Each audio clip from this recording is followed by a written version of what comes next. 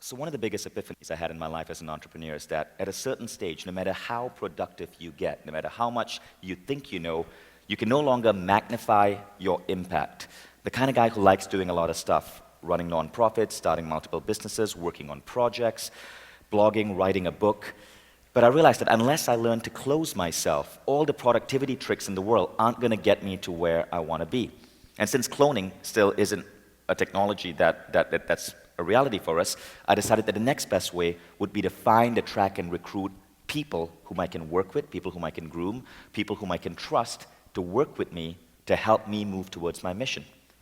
And in the course of this, I stumbled upon something else. And I never expected this. But today, 6 years after I hired my first employee, I found that the thing that I spend the most time on in business, and this occupies pretty much 70% of my time, 70% of my time in business right now is spent growing, training, and working with my employees. Literally working on them rather than the business. Now the funny thing is, this seems to defy logic. It's not the way CEOs are supposed to work. I'm supposed to be focused on the bottom line. But what I found is something rather unique. I found that by working on my employees, helping them grow, the company seems to be growing faster than ever before. And that's the topic of this presentation.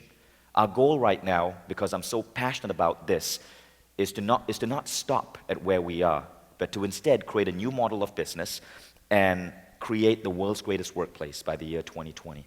So before we get to these 5 rules that I apply in my business that we believe will help us get to the world's greatest workplace in the next couple of years, let me quickly tell you about Mindvalley and what we do. So Mindvalley is a publishing company, right? And what we do is we create multimedia products to engage the generation beyond books. So authors who have a book out there on personal growth or hobbies and stuff, we take the content from that book and we create multimedia courses that run on the internet that leverage social media and Facebook and membership sites and streaming video to train people. And we have about 120,000 students going through our courses over the last 6 years and about 1 million subscribers to our various lists. We publish authors from a wide variety of genre, mostly in personal growth. And one of the cool things about being in this movement is that a lot of the ideas from these authors seep into your business. So Mindvalley over the last couple of years has become a pretty interesting company to work for because so many aspects of the personal growth movement get infused into our company DNA. As a result, for the last 4 years, we've consistently won this award called the World's Most Democratic Workplace. We were the first company in Asia to win. And it's an award given out for companies based on the happiness level of their employees. That's my team right now. We have about 70 people, and we're growing really rapidly. So we'll probably be at about 100 people within the next 6 months, and I'm really excited about that. Mindvalley was started in that apartment in New York on 8th Avenue and 45th Street. That's Times Square. And the funny thing is, for a personal growth company, we were started in a former Thai massage parlor in Times Square. And frankly, you know what Thai massage parlor means, right? So frankly, Mindvalley originated in a former whorehouse on Times Square in 2002. Now that we got that out of the way, for the first 1 year, I worked from this apartment. Now, this was around 2002. It was a year after September 11. Having a Malaysian passport caused me some problems. I ended up on a watch list in the United States, which meant that every 30 days I had to go report to the US the US government to get fingerprinted, photographed, to check my credit card receipts to make sure I wasn't buying any fertilizer or anything. So it doesn't help being an unshaved brown person in New York after September 11. So despite loving the United States and being there for almost a decade, I decided it was time to move back home to Malaysia. And so we did. Packed my bags and moved back to Malaysia. Now at this point, I'd had an American company with American customers, American partners, running for about a year or so. And when we moved back to Malaysia, we immediately faced 2 challenges. The first challenge was this. All our clients, partners, and vendors were all US-based. The second challenge was bigger. Malaysia is a country suffering from massive brain drain. In fact, every year, 1% of the population leaves the country to get better jobs in places like Hong Kong or Singapore or Australia or the UK or the US or Canada. And it's not just 1% of the country, it's 1% or about 250,000 people who represent the most talented people in the country. And the World Bank has said that this is a serious problem and Malaysia needs to be looking into it. In 2007, 140,000 people left Malaysia. In 2008 to 2009, that number rose to 300,000 plus. Huge problem. Now, my philosophy is when you're faced with a seemingly intractable problem, rather than focus on the problem, you create a vision to render the problem obsolete. So we decided we are not going to complain and whine about brain drain. We are simply going to operate under a different paradigm that made brain drain irrelevant to us. And we created a vision to make this paradigm a reality. That vision was, we are going to build the world's greatest workplace in Malaysia, despite the brain drain, despite everything else. The world's greatest workplace will be built in a developing country. And we want to do this not because there's an award or a competition we want to win. We want to do this because we feel that especially in Asia, in a country like Malaysia where people are leaving in droves, if we could pull this off, we could change the course of history for that country. And potentially the course of history for other developing countries which are losing some of their best and brightest minds to the developing world. We wanted to show the world that the greatest workplaces do not have to always be in Silicon Valley. They can happen anywhere in the world if you have the right system in place. So the question is, what is that right system? Well, I identified 5 things. The funny thing about setting a goal is when we set this goal, we had no idea how we were going to do it. But I found, as a general rule, that when you set a big goal, ideas flow through you. Once you know the what and why you want it, we knew what we wanted. We knew why we wanted the world's greatest workplace. We did not know how. But the how, the ideas, the models started coming to us over the last couple of years. And these are 5 things we did. So the 5 things are a focus on happiness, employee happiness, having a noble mission, quest, which is an idea we borrow from the video game industry, a focus on personal growth, and tribal dynamics. So let's start with the first one, right? Happiness. I believe that happiness is the new productivity. So we engineered the entire DNA of our company to create happiness in our employees. One of the things we did is we used one of Malaysia's local advantages as our business advantage. Malaysia is one of the most beautiful parts in the world. Within 3 hours away is Bali. Within 2 hours are the Thai Islands. So we created this model called Geo Lifestyle Optimization. We attract employees who want to come and work for us in Kuala Lumpur because they know that within 3 hours flat from our office, they can be in a beach in Thailand. Within 6 hours from our office, they can be in Bali.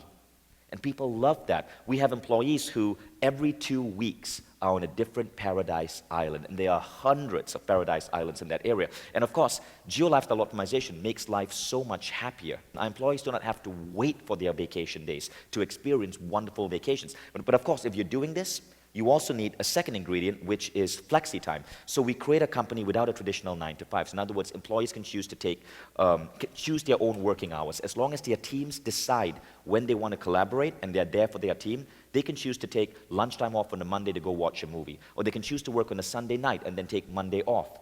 Employees also get about 4 weeks of paid vacation time every year. 4 weeks paid vacation time, including public holidays. And people love that. Now, the other thing we do for happiness is social life. The company actually invests in the social life of our employees. We have people coming from all around the world. We want to make sure that they lead rich, vivid, exciting social life. So we organize tons of theme parties. That's a 70s party. We take people to beach vacations. We have our annual team retreats in epic locations. That's a picture from our team retreat in Bali. And tons of dinners and celebrations and champagne popping to celebrate every moment of life at Mindvalley. We also specifically designed our office to allow happiness. So when you walk into the Mindvalley office, it's kind of designed to look like the Hall of Justice, you know, from the superhero movies. So it's got all these funky little designs to make the office space really livable. Our philosophy of office design is this, especially when you're working with programmers. Make your office so much more elegant, beautiful, and peaceful than their own apartments, so they never want to leave. And they love it. Now, the other thing we did is, every year we apply for, and we've consistently won one of the companies to win the world's most democratic workplace award. And happiness also comes when people feel they have control, and we give people control by putting certain mechanisms into the business to allow employees to have a say in how the company is run. One of these mechanisms, for example, is the Awesomeness Report. So every Tuesday from 2 to 3 p.m., we bring everyone together and we have our version of a company meeting. That's the Hall of Awesomeness at Mindvalley. It holds about 70 people and is filled with beanbags. And the Awesomeness Report starts with 30 minutes of gratitude. We highlight, in the form of a keynote, every successful thing every employee has done over the last 1 week. So pretty much everyone in the company has their work appreciated at the Awesomeness Report. It could be a well-designed web page. It could be maybe a dinner they toss for their teammates. It could be a sales letter that they wrote. But everyone has their moment of appreciation. And it's fun, it's celebratory, and we give away superhero awards for people who accomplish certain things. So Flash, for example, is given for speedy work. That's Chief from my programming team getting a Flash award. We also have this tradition called mounting the puppy. So that's Eva mounting the puppy. We have a giant green puppy, and someone who does some, really epic work gets to mount the puppy while 60 people around them shower them for 3 minutes with appreciation and love. Okay, so these things are really powerful systems that we put in the company to create happiness. So, and we try to make it our company meetings very much like the Daily Show. So all the updates are infused with humor. So people spend a lot of time laughing and joking. A lot of people say it's the happiest moment of their week. Now at 2:31, we shift. Now it's no longer about appreciation. Now it's about vision. And what we do here is we outline new visions, new goals, new ideas of where we want to take the company. The second half of the Awesomeness Report is designed to inspire. Now remember, I believe that peak productivity happens when you are happy in the now and you have a vision for the future pulling you forward. In other words, you have visions pulling you forward, but you are happy right now and free of stress, and your happiness is not tied to your vision. What we are doing at the Awesomeness Report is putting this into the lives of our employees, making them happy right now through a process of gratitude or appreciation, but also giving them bold visions to aim for. This puts the entire company into flow. The Awesomeness Report is a flow inducement device, and any company could be doing this. Another thing we do during the Awesomeness Report to give control and happiness to our employees is this thing called Ask Vishen. And in fact, you can ask anyone in our management team tough questions anonymously. So we have an online system, and people pose questions, and the questions are tough. For example, this is the question I got. I heard that you've been difficult to work with because you change your mind a lot or forget decisions you made in the past, which cause stress for people working with you directly. It gets asked anonymously, and I have to stand in front of my team and answer that question publicly. And every question that is asked is emailed to the entire team. So if I choose not to answer it, I'm putting myself in an awkward position. So by putting this system in place, we give employees direct control over management decisions, and we allow employees to question everything that the CEO and senior management does. And allowing people to have control is one of the best things you can do for happiness. So one of the cool things about Mindvalley is the way we allow the employees to lead the same kind of lifestyle that founders lead. And we do it by flexi time, by attractive bonus checks, and by giving them a beautiful office space and geo-lifestyle optimization. This is a really quick video about Alexandra Catoni, who's the director of Awesomeness Fest, one of our projects, just talking about what she loves about working for Mindvalley. I found out about Mindvalley back in, I guess it was early 2008, and immediately applied for an internship here.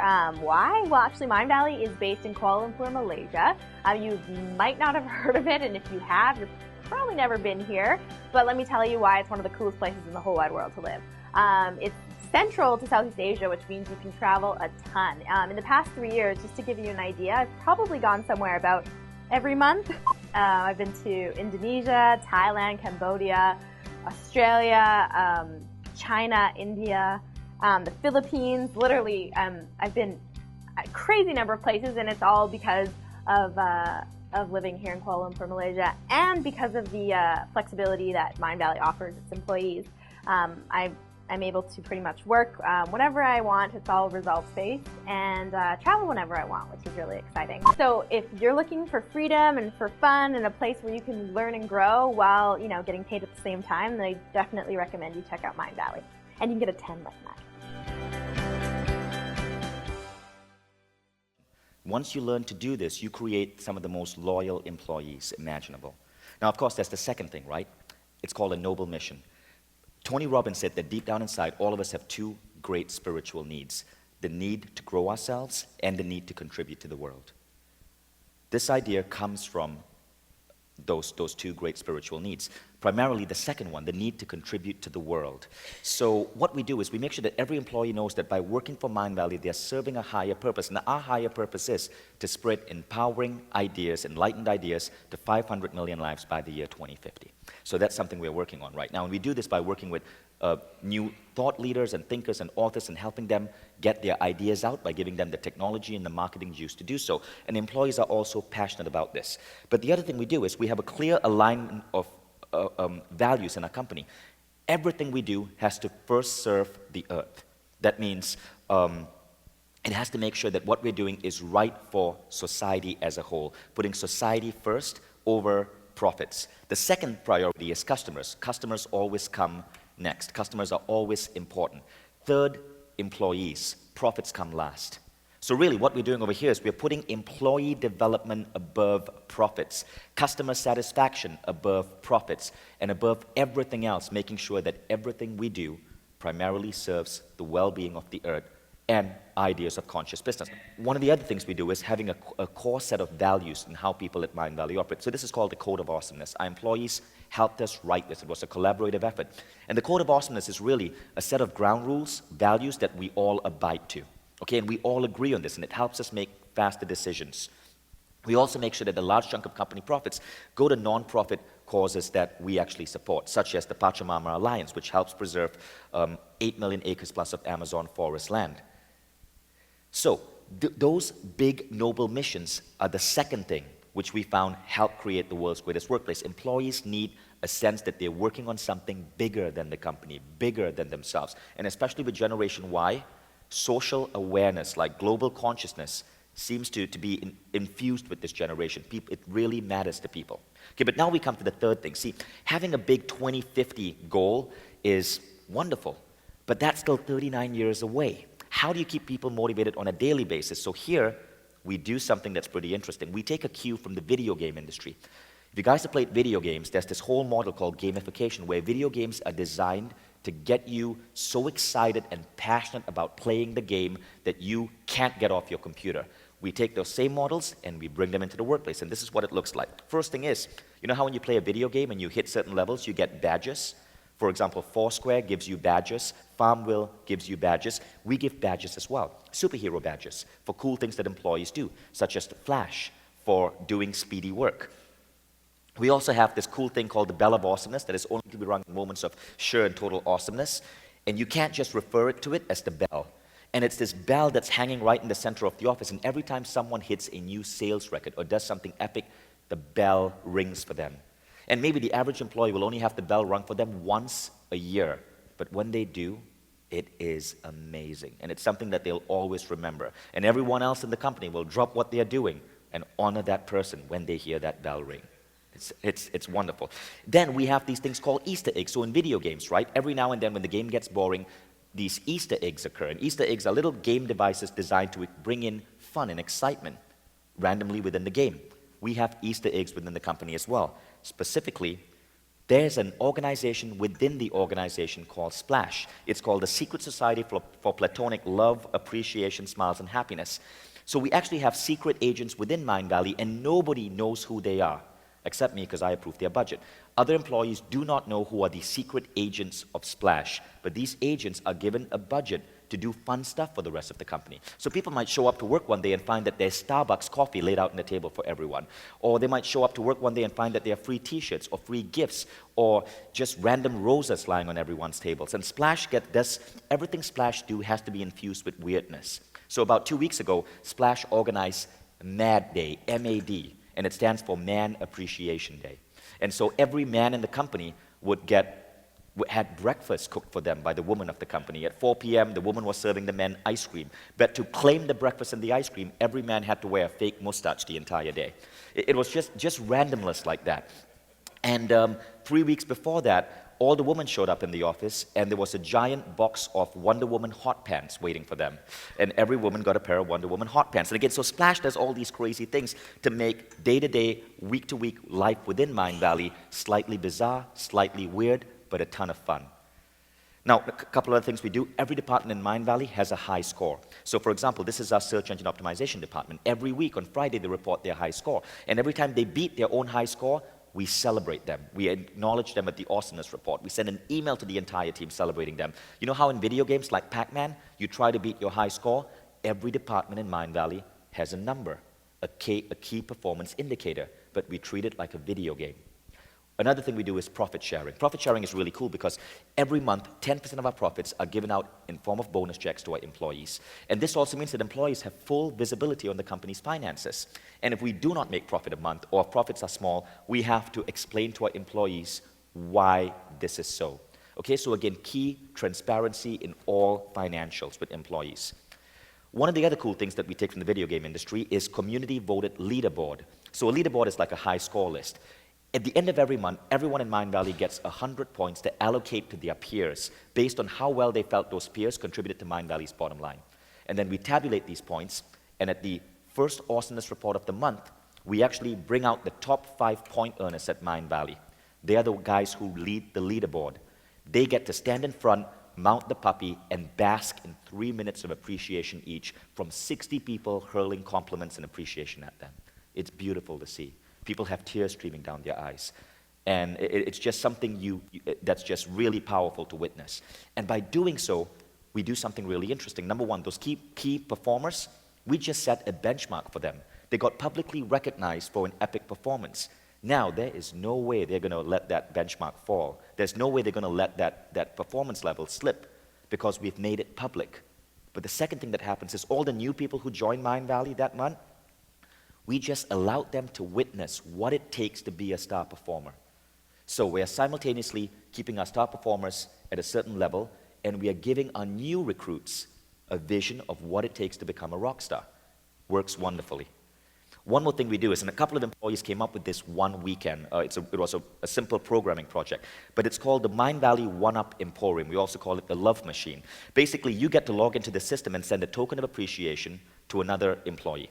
And you know, Richard Branson has this quote, like flowers flourish on water, people flourish on praise. But when you're running a 70-person company, I don't always know what someone, say, in a department far away from me, like customer support, is doing every single day. And I may not be able to praise them. So we democratize the process of praising. People get on the Mindvalley's One-Up Love Machine and issue a little token and then a note of appreciation to their peers. So people will send stuff such as a Nyan cat, Leanne B. telling Brian, cheers for helping me out today, you're a rock star. Or a Borat with Zikri telling Sarah Lee, thank you neighbor for helping me out today, muy fabuloso. And you can send all sorts of weird gifts. Mojo, represented by Austin Powers, or one of my favorites, the Orgasm, A-W-E-G-A-S-M, represented by this funny animated gif of He-Man doing this. It's hilarious.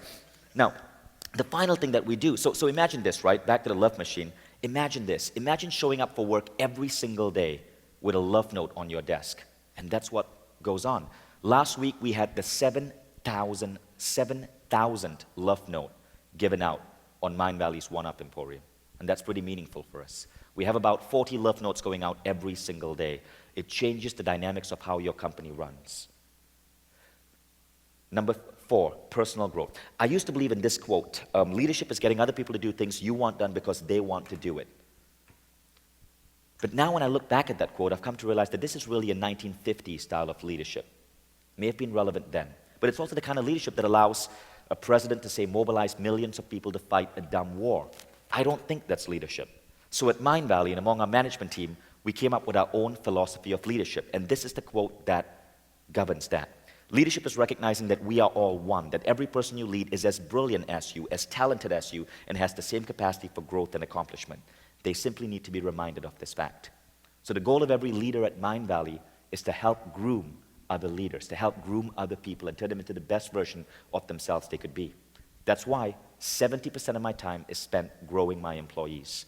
And Mindvalley becomes a very supportive environment where people come in at the age of 22 or 23 with no specific key skill in marketing or SEO, and we turn them into rock stars in a relatively short period of time because of this philosophy of personal growth that infuses the entire organization. Now we call this process consciousness engineering. It's the idea of working with one's self-image to help them see themselves as an amazing being, with someone with amazing potential, and putting into place elements in the organization to help with that growth. So one of the elements, for example, is the 45-5 rule. Some people tell us that Mindvalley is like a cult because people love being in our office, the team is so close, but actually we're the exact opposite of a cult. Cults take people away from their friends and family. We want to give people back to their friends and family. And work has turned into this thing where many people in America right now feel they have to work 60, 70-hour weeks to progress, to get the next job promotion. I don't like that. So we cap working hours at 45 hours a week. We literally tell our employees, 45 hours a week is all you need to get your job done. Then spend the rest of that time with your son, with your daughter, with your family. But here's the second thing, and this is why it's called the 45-5 rule. 5 of those 45 hours you should spend on growing yourself, which means maybe attending a seminar or reading a book. So theoretically, someone in Mindvalley could spend 5 hours on a Monday morning, curled up in bed, reading a book on philosophy or meditation or anything that helps them grow, and we pay them for that time. Okay, so 40 hours working on execution to help the company grow its bottom line, 5 hours working on yourself, and the rest, we want people to lead a healthy work-life balance. The other thing we do for personal growth are team retreats. Once a year, we fly our entire team, plus their spouses, to a private island, sorry, not a private island, but a resort on an island near Malaysia, and we take them through our own little private Awesomeness Fest, a little seminar designed to help them grow. And we actually bring in speakers from around the world to come to our team retreats, to play and learn from and train our employees, and people love it. Many people feel it's one of the most profound weekends of their life. In fact, it was this particular model of team retreat that inspired Awesomeness Fest. The thing we're doing now is the Dream Manager. So we have every employee, well, what you're seeing over there in the picture is probably the world's largest vision board. Now, what we do is we have every employee answer 3 questions within a few months of joining Mindvalley. They make a list. Okay, the first list is all the objects and experiences they want to have in life, from cars to relationships to travel. The second list is how they want to grow, new skills, new hobbies, new talents. The third list is how they want to contribute to the world. Everyone answers this. We bring in a professional photographer, take a professional headshot, and we take their list and their photo, and it goes on this board. Every employee's face and list goes on this board. And every day during lunch, I have lunch with a different employee, and after we're done with lunch, I walk to this board, and I look at their list, and I work with them to help them accomplish their goals in all 3 areas. So someone, say, who wants to learn public speaking, we may sponsor them to attend a public speaking seminar. Someone else who wants to learn a particular skill, we may give them a budget to go buy books on Amazon to help them accomplish that skill. But we invest and we feel, and this is how our value system works, growing our employees comes ahead of growing profits. Now, the final thing we do is tribal culture. And these are different models that we put in to create tribal dynamics within the team to bring people close. First thing, of course, is the code of awesomeness, that common set of values that governs how Mindvalley runs. Second thing is our own language. Tribes, cultures have their own language. And over the years, like, people in Mindvalley start coining different words that come from the different cultures that they represent. The third is little silly things like our coat of arms with our favorite quote from Kung Fu Panda, I blind people with the light of my awesomeness. Or the fact that everything in Mindvalley has Wonder Woman on it because it tends to be a female-dominated company. So when you walk into Mindvalley, there's a giant statue of Wonder Woman greeting you. Now, beyond just starting a tribe, an internal tribe, we have an extended tribe of partners, customers, people who just love being with us. And people call this the Mindvalley mystique. But our partners, our customers, our vendors love Mindvalley so much that they come and hang out in our office. They come to our team retreat. They are friends with our employees. We've created a culture where the energy is so welcoming and so cool that people want to be part of the Mindvalley mystique. And so people call us an extremely charismatic company. What you're looking over there is just a board that we have in our wall with quotes and pictures of our partners, our customers, our vendors, and just cool things that they've said about Mindvalley and their experiences with us. And we always love hearing from them. Awesomeness Fest is another thing that we do for our extended tribe. Once a year, we bring our partners, our customers, our affiliates, we open this up to our blog readers to come and spend 4 days with our key people from Mindvalley on an island. First one was in Costa Rica, the last one is in Hawaii, that's where we are today, for 4 days of personal growth, sharing, partying, and bonding. Some of my closest friends in the world came from Awesomeness Fest. And it's one way of extending the tribe of Mindvalley outside Mindvalley alone. Now, why do all of these work? Well, I can tell you this. With these models, we have seen amazing growth. We went through 4 years straight where we had 99% growth year on year. And as we become more mature as a company, of course, sustaining 99% growth has been hard. But just in the last 1 year, as I started focusing even more on culture, we are looking at growth rates between 2010 and 2011 of another 40 to 50% in terms of revenue. Now, why does it work? Well, again, if you look at these 5 things, they fit into various different models of personal growth. The first, of course, is flow. The idea that we are at a peak state when we have happiness and a noble vision. So if you look at happiness, a noble mission, and quest, they help put people in flow. Then there is Tony Robbins' idea of our 2 greatest spiritual needs. Giving people a noble mission, giving people an opportunity for personal growth fulfills their 2 greatest spiritual needs. Finally, there's a great book called Tribal Leadership, which talks about tribes and how healthy tribes function. And happiness plus a noble mission plus tribal dynamics helps create a healthy tribe. I won't have time to go into the full dynamics of tribal leadership, but it's a wonderful book, highly recommend it. Now the result is this, and this is my favorite part. I love sharing the result because people tell us that this shouldn't work. People tell us that as a CEO, I need to change my priorities. I shouldn't be spending a 1-hour lunch getting to know an employee and understanding their goals because my time is worth so much more. And I could spend that 1 hour optimizing one of our websites or coming up with a new branding campaign. But this is the result that we are getting. And this is why I keep doing it and why I encourage other companies to rethink the way they feel business should work. We get loyalty, innovation, hard work, fulfillment, impact, revenue growth. All of these are typical, but I want to share with you the result I'm most proud of. It's the result we've had on our employees and on people applying to Mindvalley. Now, the first thing is, we become a really attractive company. It's so competitive to get into Mindvalley that we no longer accept resumes. People have to create a video cover letter, and we get video cover letters from all around the world. If you get on YouTube and you put in Mindvalley cover letter, you'll see video cover letters, hundreds of them, from smart people all around the planet. And take a look at this video cover letter, for example. This woman spent 250 man-hours creating an animated film, a pencil-drawn animated film to catch our attention. This is the talent we get. Of course, we hired her. Her name is Gloria. She now runs a video team. But imagine having people put in all this time and effort to want to work for your company. You end up attracting some of the greatest minds. And as a result, we also rethink how we attract people. If you're just hiring from the United States, you're only tapping into 5% of the global population. We hire internationally. And as a result, our 70-plus team now comes from 30-plus countries. We have 40 languages spoken in the office. Of course, the common language is English. Everyone speaks English. And all these diversity in this culture creates this really amazing place to work. It's like being in the United Nations. In fact, people tell us that this is the happiest place they've seen outside Disneyland.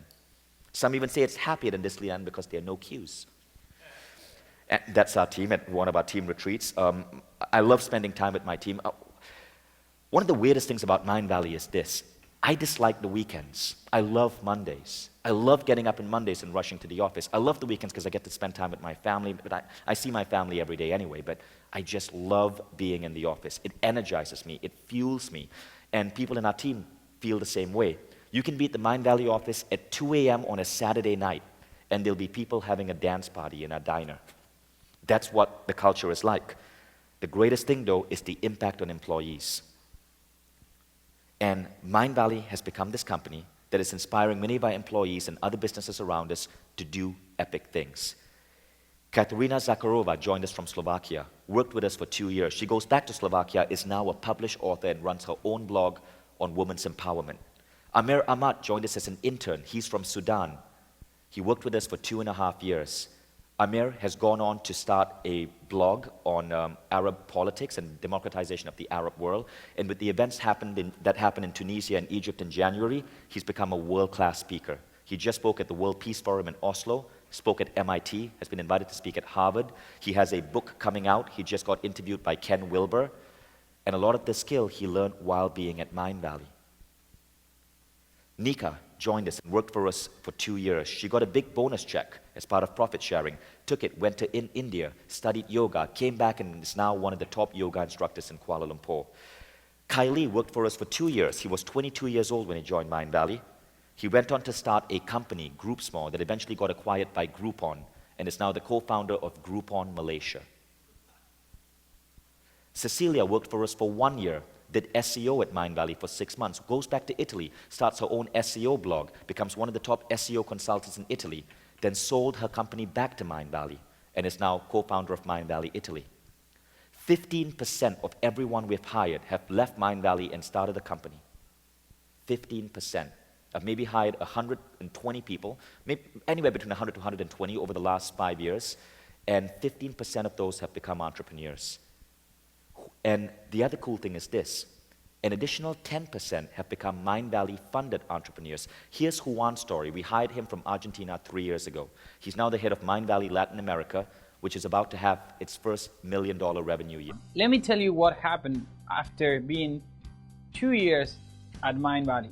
Basically, I started my own business, which now it's called Mindvalley Hispano. We did over $500,000 in sales the first year, and I was that type of guy that was always kind of with ideas in his head and trying to go into business, but I never did it.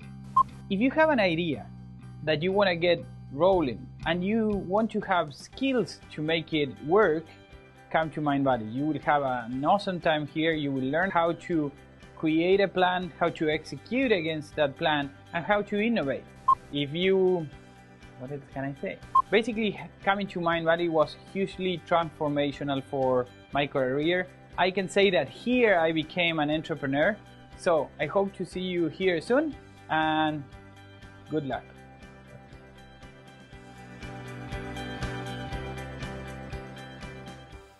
So in the last 2 years, we've had employees start Mindvalley Poland, Mindvalley Hispano, Mindvalley Russia, Mindvalley Italy, Mindvalley India, Mindvalley Printing, Mindvalley Persia, Mindvalley Arabic.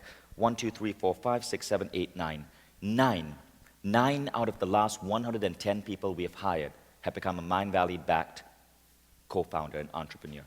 So we are literally pretty unique in that way. 8% of everyone who has ever worked for Mindvalley has started a company within Mindvalley and been turned into an entrepreneur by Mindvalley. Another 15% have started their own company outside Mindvalley, putting a grand total of 23% of all our employees becoming entrepreneurs in their own right within 3 years. That's the impact of this. And as a result, I have an amazingly loyal team. That's the team we call Mindvalley Planet. It's all the Mindvalley-backed entrepreneurs. And it's really exciting because I never feel lonely. It's my own private mastermind. And so all of that is what we put together. And our goal is this, to change the way business works, to show businesses, especially those in developing countries, that the world's greatest workplace can be done. It's achievable. And you can do it without sacrificing profits, without sacrificing time. It just takes a new vision, a new way of looking at business. And we believe we're going to do this in the developing world in the next 4 to 5 years. Thank you.